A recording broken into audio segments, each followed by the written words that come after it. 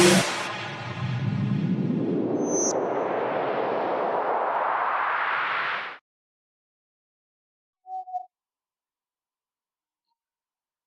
Students, आज की class में एक्सरसाइज 5.2 क्वेश्चन नंबर 5 के बारे में डिस्कशन करेंगे। देखते हैं क्वेश्चन नंबर 5 क्या पूछ रहा है। क्वेश्चन बोला है कि find the number of term. देखो इसमें क्लियरली बोल दिया कि find the number of term, clearly लिखा हुआ है, यानी कि इस क्वेश्चन में अपने से एन पूछ रहा है। अब इसमें दो क्वेश्चन है। पहला क्वेश्चन अपना क्या है, एपी अपने को क्या दिया है 7, 13, 19 और इसमें देखोगे कि लास्ट में 205 लिखा हुआ है। अब देखो इस एपी का फर्स्ट टर्म क्या है आपका 7, सेकेंड टर्म क्या है 13। तो अब यहाँ पे आप कॉमन डिफरेंस फाइंड करोगे तो कॉमन डिफरेंस कैसे निकालते हैं, second term minus first term. तो सेकेंड टर्म अपना क्या है 13 माइनस 7, तो ये आपका हो जाएगा 6 और ये जो 205 दिया हुआ है तो ये आपका है लास्ट टर्म इस एपी के लिए। अब आप देखो क्या करोगे, इन इसमें अपने को फाइंड करना है बाय फॉर्मूला। अब अपन इसमें क्या फॉर्मूला अप्लाई करेंगे, n equal to a plus n minus 1 into d. अब आप क्या कर देना, इस एन के जगह पे 205 पुट करोगे, ए के जगह पे पुट करोगे 7, एन माइनस 1 इंटू डी के जगह पे क्या पुट करोगे आप 6। अब देखो क्या होगा कि ये जो 7 इधर आकर के माइनस होगा तो ये हो जाएगा 205 minus 7 equal to n minus 1 into 6। इसमें से 7 को आप माइनस करोगे तो क्या आएगा 198 equal to n minus 1 into 6। अब इस 6 को लेफ्ट में ला करके आप डिवाइड करो, 6 3 जा 18, 6 3 जा 18, तो 33 इक्वल टू एन माइनस 1, 1 इधर आ जाएगा तो आपका क्या हो जाएगा 34। यानी कि इस एपी का 34 टर्म क्या है 205, यानी कि ये जो है ये 34 टर्म है। तो ये क्वेश्चन आपको बहुत ही अच्छे से समझ में आ गया है।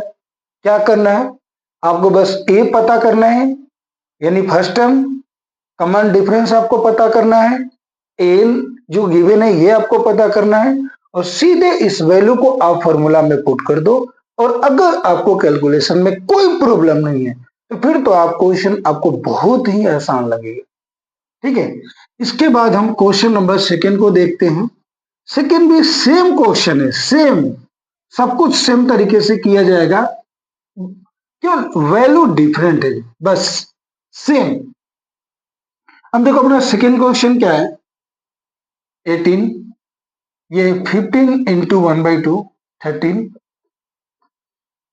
माइनस 47। अब यहां पे देखना इस क्वेश्चन में फर्स्ट टर्म क्या है 18 और सेकेंड टर्म क्या है 15 इंटू 1/2। अब यहां पे जो आप देख रहे हो कि जो सेकेंड टर्म दिया हुआ है ये मिक्स्ड फ्रैक्शन में दिया हुआ है। तो सबसे पहले आपका काम ये है कि इसको आप इम्प्रॉपर फ्रैक्शन में क्या करो, कन्वर्ट करो।